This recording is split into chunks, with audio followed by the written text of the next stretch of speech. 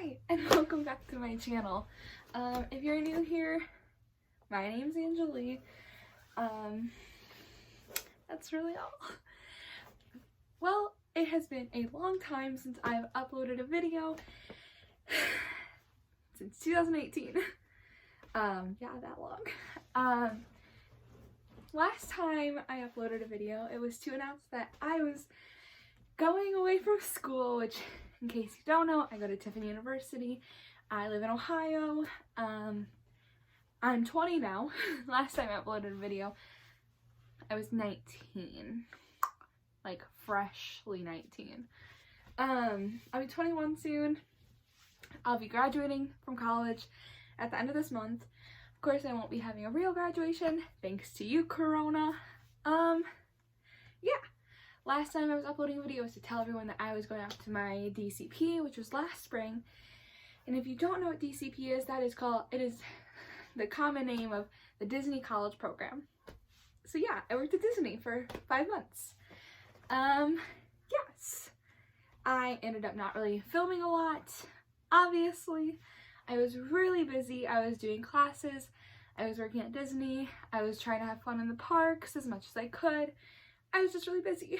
And then I came home in May of 2019 and I was just traveling a lot. I went to Connecticut twice. I went to Chicago, New York City with all my friends that I made from the DCP. And one day maybe I'll do a video of just like snippets or clips of those times, those travels, I guess. I don't really know what else to say. But yeah, I was just really busy. But I'm back. It's been a while. I now have a lot of time because I'm quarantined and I'm just home. I'm doing those online classes, which are just so much fun. I would not recommend. I actually have a Zoom class on Tuesday for finals week. I am entering finals week soon, so I majored in journalism, and yes, I am graduating. I'm super excited because I'm graduating a year early and I can't even get a job because everything's on a hire freeze. Thank you, Corona. So yeah, I thought what better time than right now to relaunch or launch my YouTube career, because what else am I doing? Last time I tried and started YouTube, I didn't really know what to talk about. I went to a small school. There was really no point in vlogging. As we all know, if you go to a small school, there's nothing going on. So. But now I'm back. And I thought, why not start off my series, well, not really a series, my YouTube channel by doing something that I've been doing a lot recently, which is reading. Because I don't have anything else to do. And I have a lot of books that I've collected over the years that I have never read. So, and I've been watching a lot of book YouTube channels lately, and I was like, wow, these are super interesting. So why not do one? I think that's basically the entire update, so I'm just gonna get into it. I'm gonna talk to you guys about some of the books I've read recently. Maybe I'll do a video about a few series that I've read. I don't know. I don't really know what I'm doing, as most of us don't.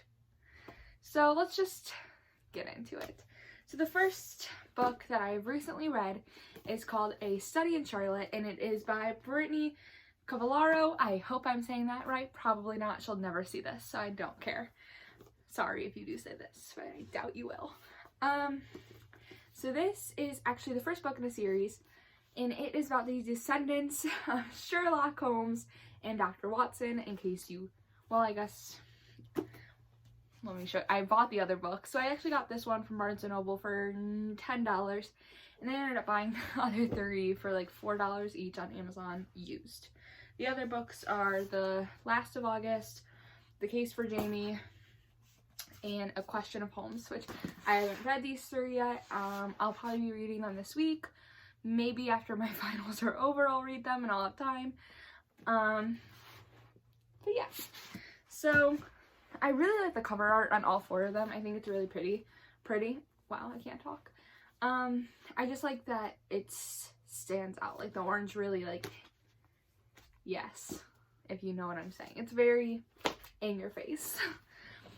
So I would probably rate this book a solid 8.5 out of 10. It was very interesting, but it was very, very slow moving.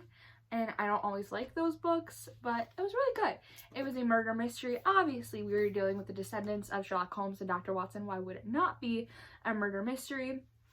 The two main characters in this book are Charlotte, as you can see, and of course, Jamie, which this is the third book.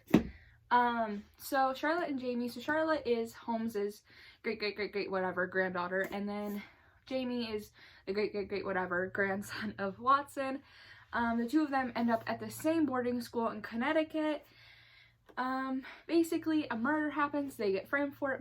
More like murder attempts happen, they're just like getting framed for all of it, and they're doing their own study own investigation, I guess, to try and figure out how to clear their names and like who is trying to frame them. There are 6, I think they're both 16 in this book. They ended up clearing their names. Obviously there's 3 more books, but I'm not going to talk about it that much because it is a murder mystery, and I don't want to say, like, it has a lot, okay? It just has a lot going on in it. The one downside of this book, I think, and I don't know if others are like this, but I typically read at night, and I only will end on the beginning of a new chapter. So, like, once I finish a chapter, then I'll just, like, go to bed. But the chapters in this book were about 30 pages each, and they all kind of ended on, like, mini cliffhangers, so it was kind of hard to, like, put it down. It wasn't long at all. It was only 300 pages. And then I'm not sure where the next book takes place, because at the end of this one they are going off to London, which is where they are both from. So I'm not sure if they are going back to their boarding school or not. I know at the end of this one it was like fall semester and their boarding school shut down because of murder. But it did say they were opening back up in the spring. So I assume they're going back. I'm not sure. So I highly recommend this one. I might do like a video on the entire series once I finish it. Who knows? Don't quote me on anything. But I really, really did enjoy this one, and it was written really well. It was all written in the perspective of Jamie, and I'm wondering if the other books will be like Charlotte, because Charlotte's a very interesting character, and I would love to see her perspective. The only perspective we got of her was like the last 3 pages, and it was like her critiquing what he had written, which was the entire book technically. But I really hope that one of the books will be in her perspective, because she's super interesting and I think that'd be really cool. Okay, moving on. So the next book I read this one back, I want to say in January. So some of the like things are a little blurry in my head because it's been a while. I really did like this book. I'm going to give a trigger warning. There was sexual assault in it, and there was what was the other thing? There was physical abuse, I think, and drugging. It was kind of wild ride. Okay, so this one's called Michigan vs. the Boys, and it's by Carrie S. Allen. I highly recommend this book if you like sports. I'm not a huge sports genre person, but this is a woman in sports genre, and it was really well written. I can't talk. It's called Michigan vs. the Boys. The main character is Michigan, in case you couldn't tell. And basically the plot of it was they go to a really small school. She's a hockey player. The women's hockey team got cut because of budget cuts, and of course she wants to play hockey. It's like her dream, and all of her friends end up finding other schools to go to because they have money, and she doesn't have a car either. So she ends up having to try out for the men's team, and she actually makes it, and she's a really good hockey player, but of course none of the guys are happy about it, and they're pretty shitty to her. So a lot happens in this book, but I really did enjoy it because she stuck up for herself. She really, like, she was like, I'm not gonna take it. She's like, I don't know, I don't want to like spoil anything. So it was really good. So if you like women in sports, that's like that genre, I highly recommend this book. It's not that long. It was only about 300 pages. I don't know, I don't think that's long. It was all written in the perspective of Michigan, so I did really enjoy this book. So I would say this one was a solid 8 out of 10. Yeah. So So our next book, oh my god, I love this book. I got this one for Christmas, and I think I read it either right after Christmas or in January. And this one is called City of Beasts, and it's by Corey Wang. And it is a beautiful cover art, as you can see. I absolutely adore this cover art. I love splashes of color, in case you couldn't tell. I actually didn't buy this book. Someone bought it for me for Christmas, and I absolutely loved this book. I fell in love with it. So this one's kind of a dystopian type thing. It's like after a war, or like after a nuclear bomb went off or something like that. And there's a river, and it divides women and men, and they don't interact at all. So everyone thinks, of course there's corruption, because when isn't there? And it's about our main character, who I can't remember her name right now, Glory. Okay, so Glory is like a teenager, and she ends up having to cross the river because she actually has a younger brother that no one knows about, and he's kidnapped by the beasts, which is what they call men, which I think is really funny. I can't remember, oh, they call women, so the beasts, the men, they call women nags, which I thought was also really funny. But basically, she has to cross the river. She ends up like uncovering a lot that she didn't know about, and a lot of things happen, a lot of crazy events. She kind of gets to see the city that the beasts were living in compared to the women who are living on this little island that have no power, and they have to fend for themselves, and like the men live in this high-tech powered like city. And so you kind of see the injustices, but you also see that that's how they wanted it. The woman who became in charge, which is actually I can't remember who it is, I can't remember her name, she struck a deal with the men. So yeah, it's really cool. It has a lot of technology references, and like I don't know how to explain it. It's super cool. And they talk about how like children are made, because obviously like the men and women don't interact. So they talk about that, like the technology that has been built so like children can still be born. It's super cool, and it's just very interesting. This one was a bit longer. I think it was about 350. Oh no, it was about 375. And I'm not sure if there's going to be a sequel or not, because at the end it says the end-ish. So I'm not sure. I have no idea. I would love to see a sequel because it was super cool, and I'd love to see where it goes. But I highly recommend this book. This one was a solid 9 out of 10. It was beautifully written. It talks so much. It goes into a lot of the government and politics, which I truly do love when it comes to like dystopians. But I highly suggest this one. This one was a bit more expensive, because I have seen it at Barnes & Noble. It was about $19 because it's hardback. I'm sure you could get it off Amazon cheaper though. But I highly suggest this one if you are into dystopian, or if you are into a good old romance as well. But yes, this is City of Beasts. Okay, so the next, oh, I think it's actually my last, which is fine. So this one is also a series, and this one's a bit thicker. I'm going to show you all 3 books because I do have all 3 books. These ones are a bit thicker. The first book in the series is called Renegades. The second book is called Arch Enemies. And then the last and final book of the series is called Supernova. Okay, I'm going to hold up Renegades, because those 2 are kind of heavy because those are hardbacks. So this is all done by Marissa Meyer. I think it's Meyer. I loved this series. It was really cool how it was written, because it goes back and forth between 2 perspectives, but none of it is written in first point of view. It's all written in third, but you can tell whose mind you're in, which is super weird but really cool. So it follows 2 characters. Their names are Nova and Adrian, and it's basically villains, good guys and like villains, so good versus evil. And of course we have some star-crossed lovers. That's Nova and Adrian. So Adrian, his parents are actually gay men, and they are also the head of the Renegades, which is like the superheroes of the book. So there's 3 groups, I guess you could say.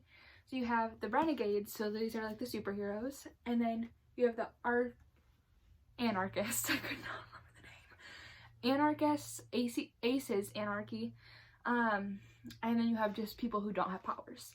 And it's very interesting the way their powers work, because you can get powers basically two ways. One is you're born with it, or one is from a trauma. So I thought that was really interesting, because one of them, I can't remember her name, I think it was Ruby, her trauma was like people were trying to rob her, and her grandma had hidden like rubies, and right in front of like the men who were robbing her, she swallowed the rubies, so they stabbed her and she died, and then she like came back to life, and she only bleeds rubies, and that's her weapon, is like her own blood. But like the wound that had killed her never stops bleeding, which I thought was so interesting. Like that's something very far out there, but really cool concept. So basically, Nova infiltrates the Renegades. She's trying to take them down. It's like the main thing throughout all three books. First book, really, in case you couldn't tell, really thick. It was about 560 pages. It's super good. I don't want to like spoil anything, but Nova goes through like two personalities. Also, Nova does not sleep, like ever. And I was like, excuse me, I would die. Nova actually has technically two powers in my opinion. One of her powers is she puts people to sleep, and her second power is she doesn't sleep, which is very ironic. And her second power came as a trauma from her childhood, but the other one she was born with. So I thought that was very interesting. Adrian, on the other hand, he was born with his power, and his gay dads, which I love them, he is not their biological son. He is actually the son of a superhero, part of the original Six, who died when he was a kid, and the two gay dads adopted him. But I love this series because it's so interesting. It's very, I don't know how to explain it, like out there but not out there. And also this one of course deals with politics, and I loved that. I was not as keen on the ending, but there was a super amazing epilogue, and I might do a video on just that series, because the epilogue, I'm not over it. I'm never going to be over it. I'm hoping and praying that she will do a spin-off series from the epilogue, because it broke me. Okay, so that is my video for today. I think I'm gonna do another video soon, hopefully. Don't quote me, because as we all know, I lie apparently. Let me know what you guys want to see. I'll try my best. I'm probably going to do a book haul soon, because I did just buy a lot of new books off Amazon because I have an addiction. I also might do a vlog about, or not vlog, a video about my DCP experience, because I've seen a lot of those. So I think that'd be interesting. So maybe I'll do that. I don't know. Let me know what you guys want to see. If you don't want to see anything, that's cool too, because I don't know what I'm doing here. But yeah, so that's my video for the day. I hope you guys all have an amazing day or amazing week or whatever. And I hope you guys are all staying safe from Corona. Miss Rona. Oh, thank you, ma'am. But yeah. Okay, bye guys.